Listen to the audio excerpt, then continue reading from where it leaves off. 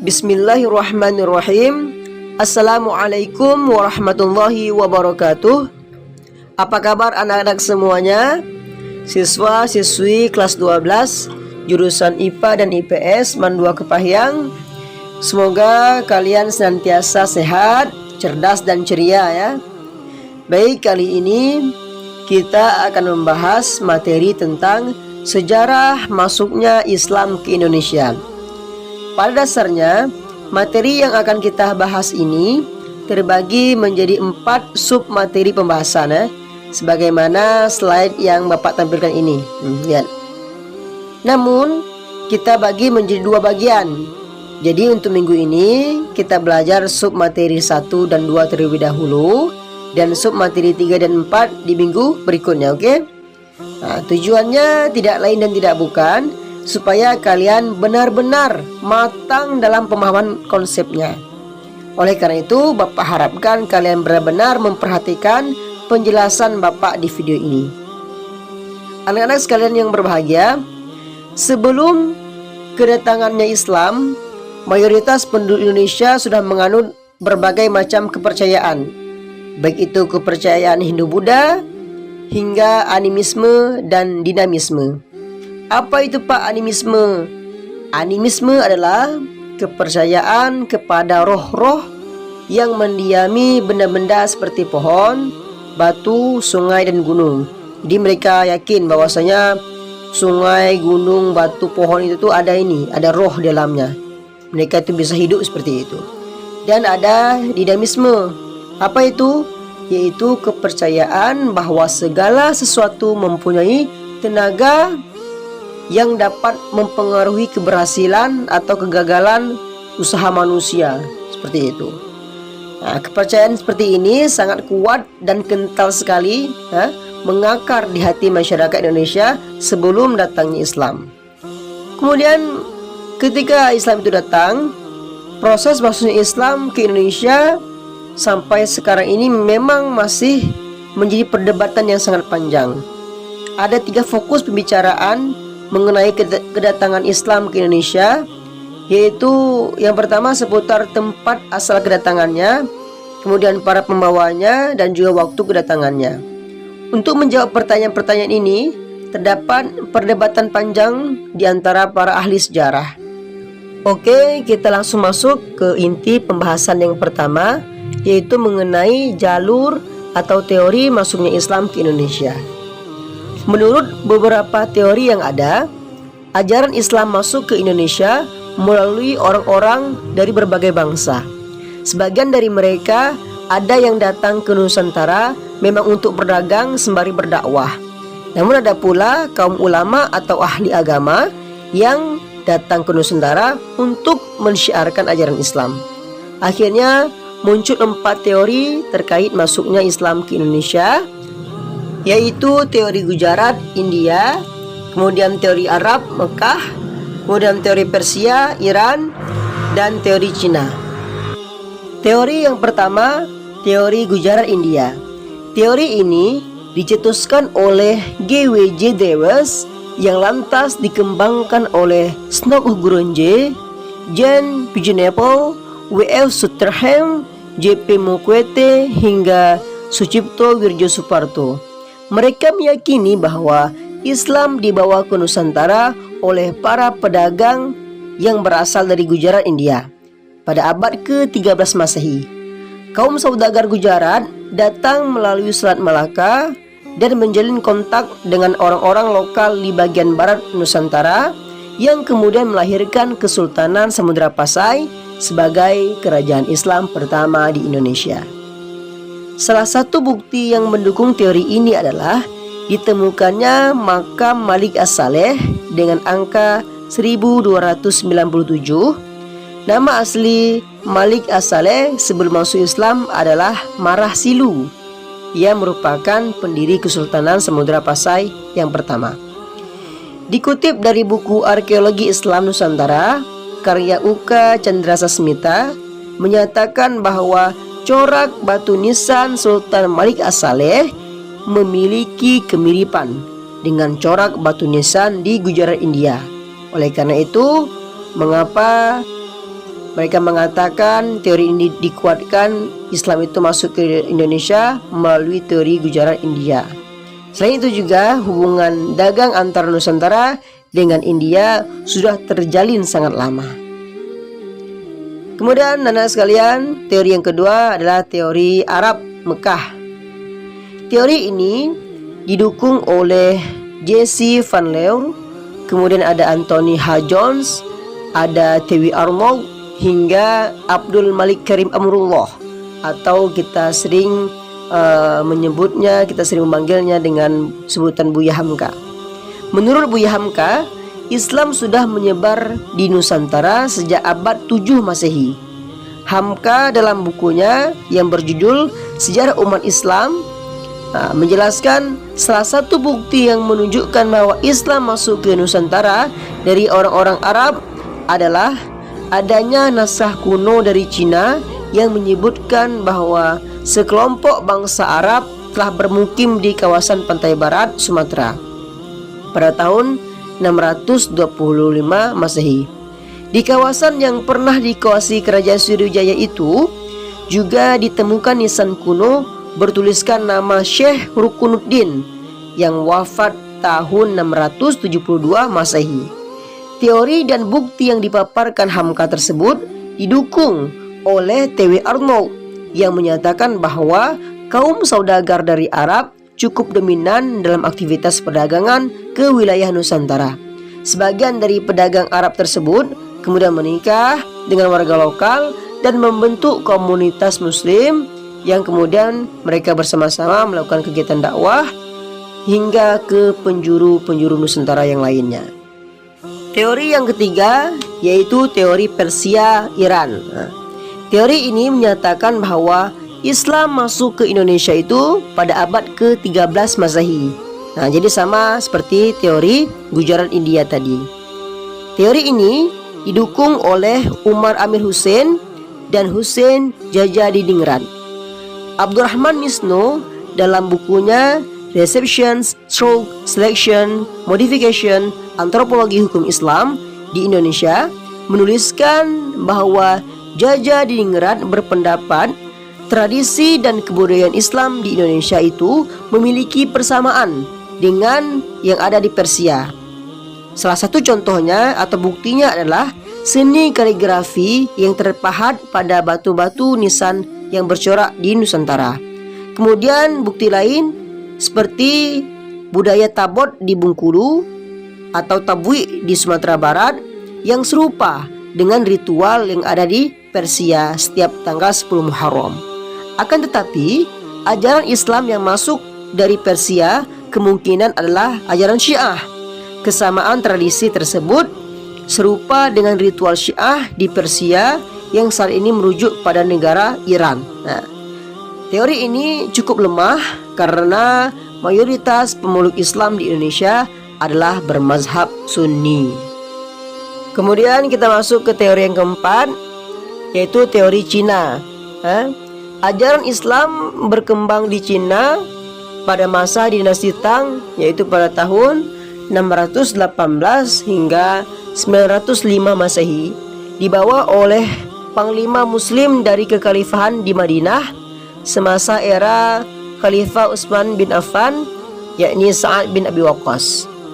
Jean Aberli dalam buku Islam in China menyebut relasi pertama antara orang-orang Islam dari Arab dengan bangsa Cina terjadi pada tahun 713 Masehi. Diyakini bahwa Islam memasuki Nusantara bersamaan dengan migran orang-orang Cina ke Asia Tenggara. Mereka memasuki wilayah Sumatera bagian selatan, Palembang, pada 879 atau abad ke-9 Masehi. Itulah mengapa di Palembang itu kan banyak orang-orang yang sipit-sipit matanya seperti itu. Bukti lain adalah banyaknya pendakwah Islam keturunan Cina yang mempunyai pengaruh besar di Kesultanan Demak yang merupakan kerajaan Islam pertama di Pulau Jawa. Dalam buku sejarah yang ditulis oleh Nana Supriyatna diungkapkan bahwa Kesultanan Demak didirikan oleh Raden Patah putra Raja Majapahit dari istri seorang perempuan asal Cina yang telah lama masuk Islam. Raden Patah yang memiliki nama Cina Jin Bun memimpin Demak bersama Wali Songo sejak tahun 1500 Masehi. Itulah keempat teori yang sangat populer mengenai jalur masuknya Islam ke Indonesia. Kemudian kita masuk pada submateri pembahasan yang kedua mengenai saluran atau strategi dakwah Islam di Indonesia. Setidaknya ada 5 strategi dakwah masuknya Islam ke Indonesia, yaitu pertama dari jalur perdagangan, perkawinan, pendidikan, kesenian dan budaya, dan yang terakhir ada jalur tasawuf. Pertama, strategi dakwah melalui jalur perdagangan. Berdasarkan data sejarah, perdagangan merupakan media dakwah yang paling banyak dilakukan oleh para penyebar Islam di Indonesia. Hal ini dapat kita lihat dari adanya kesibukan lalu lintas perdagangan pada abad ke-7 Masehi hingga 16 Masehi. Jalur ini dimungkinkan karena orang-orang Melayu telah sangat lama menjalin kontrak dagang dengan orang-orang Arab. Apalagi setelah berdirinya kerajaan Islam seperti kerajaan Malaka dan juga Samudra Pasai yang ada di Aceh. Maka semakin membuat para ulama dan pedagang-pedagang Arab datang ke Indonesia.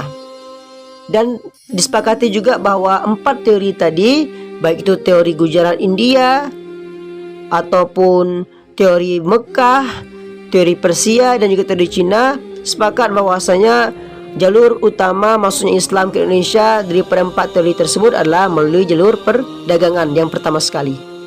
Kemudian yang kedua, strategi dakwah melalui jalur perkawinan.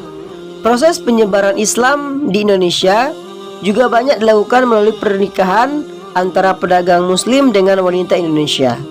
Jalur perdagangan internasional yang dikuasai oleh para pedagang Muslim menjadikan para pedagang Islam memiliki kelebihan secara ekonomi. Para pedagang Muslim yang tertarik dengan wanita-wanita Indonesia kemudian ingin menikahinya, mengisyaratkan agar para wanita tersebut harus memeluk Islam terlebih dahulu sebagai prasyarat dalam sebuah pernikahan. Karena dalam Islam tidak diperbolehkan pernikahan dengan orang yang berbeda agama. Dan para penduduk lokal pun tidak keberatan dengan hal tersebut. Melalui pernikahan ini, maka menjadikan penganut agama Islam semakin banyak. Apalagi jika pernikahan terjadi antara keluarga bangsawan dengan keluarga saudagar Muslim, tentu akan semakin menguatkan posisi tawar mereka di masyarakat. Sebagai contoh, pernikahan antara Raden Rahmat atau Sunan Ampel dengan Nyai Manila dan Raja Brawijaya V dengan Putri Campa dan lain sebagainya. Kemudian strategi dakwah masuknya Islam ke Indonesia yang ketiga yaitu melalui jalur pendidikan. Para alim ulama banyak mendirikan lembaga-lembaga pendidikan Islam. Salah satu lembaga pendidikan Islam yang menjadi ciri awal penyebaran Islam adalah pesantren. Istilah pesantren digunakan untuk menunjukkan lembaga pendidikan yang banyak digunakan oleh ulama di Jawa dan di Madura. Sementara kalau di Aceh itu dikenal dengan nama Dayah. Dan kalau di Minangkabau itu dikenal dengan istilah surau. Awalnya pesantren Dayah atau surau ini adalah tempat kegiatan keagamaan yang kemudian berkembang menjadi suatu lembaga tempat kegiatan pendidikan. Sebagai sebuah lembaga pendidikan Islam, pesantren tidak mengenal perbedaan status sosial antara yang satu dengan yang lainnya, sehingga semua orang memiliki hak yang sama untuk mendapatkan pendidikan. Dengan semakin banyaknya penganut agama Hindu dan Buddha yang belajar di pesantren, hal itu semakin meningkatkan jumlah masyarakat yang memeluk agama Islam. Dari situ kita juga memahami bahwa posisi pesantren Dayah atau surau ini sejak awal Islam masuk ke Indonesia telah memainkan peranan yang sangat penting dalam proses mencerdaskan kehidupan bangsa, terutama dalam penyebaran agama Islam. Adapun strategi dakwah yang keempat melalui jalur kesenian dan budaya. Para tokoh penyebar Islam mengajarkan Islam menurut bahasa dan adat istiadat masyarakat setempat. Sebagian besar nama-nama mereka telah melegenda, seperti Wali Songo. Penyebaran Islam melalui kesenian atau budaya termasuk yang paling banyak mempengaruhi masyarakat, seperti wayang, sastra, dan berbagai kesenian lainnya. Pendekatan jalur kesenian ini dilakukan para penyebar Islam untuk menarik perhatian masyarakat, sehingga tanpa terasa mereka pun tertarik pada ajaran-ajaran Islam. Misalnya, Sunan Kalijaga adalah tokoh seniman wayang. Ia tidak pernah meminta bayaran dalam pertunjukan seninya, tetapi ia meminta para penonton untuk mengikutinya mengucapkan kalimat syahadat.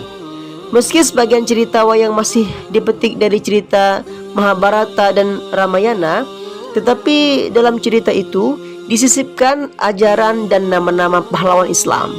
Selain wayang, bentuk kesenian lain yang dijadikan media islamisasi adalah sastra, seperti hikayat, babat, dan lain sebagainya. Ada juga seni arsitektur seperti terlihat pada bentuk masjid-masjid peninggalan para ulama atau wali songo, dan juga seni ukir yang banyak terdapat di kediaman atau masjid-masjid peninggalan para wali, terutama yang ada di daerah-daerah Pulau Jawa seperti itu. Kemudian strategi dakwah masuknya Islam yang terakhir atau yang kelima adalah melalui jalur tasawuf. Para pelaku tasawuf atau sufi umumnya adalah seorang pengembara. Mereka dengan sukarela mengajarkan penduduk lokal tentang berbagai hal. Mereka juga sangat memahami persoalan para penduduk lokal dari berbagai sisi kehidupan. Para sufi memiliki sifat dan budi pekerti yang luhur, sehingga memudahkan mereka bergaul dan memahami keadaan masyarakat.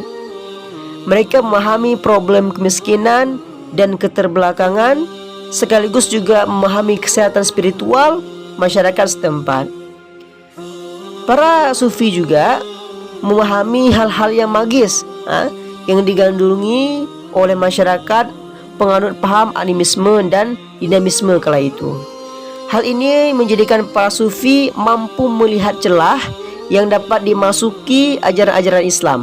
Dengan tasawuf, bentuk ajaran Islam yang disampaikan kepada penduduk pribumi dapat dengan mudah masuk ke dalam alam pikiran mereka.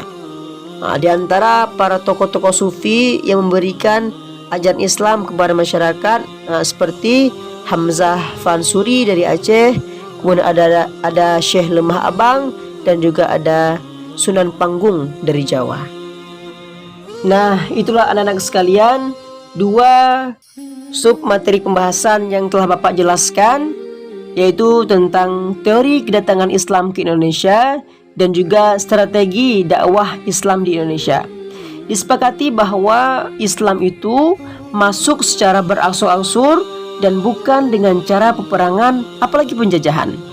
Namun agama Islam berkembang dan tersebar di Indonesia justru dengan cara yang damai dan persuasif berkat kegigihan para alim ulama. Baiklah, demikian saja penjelasan dari Bapak.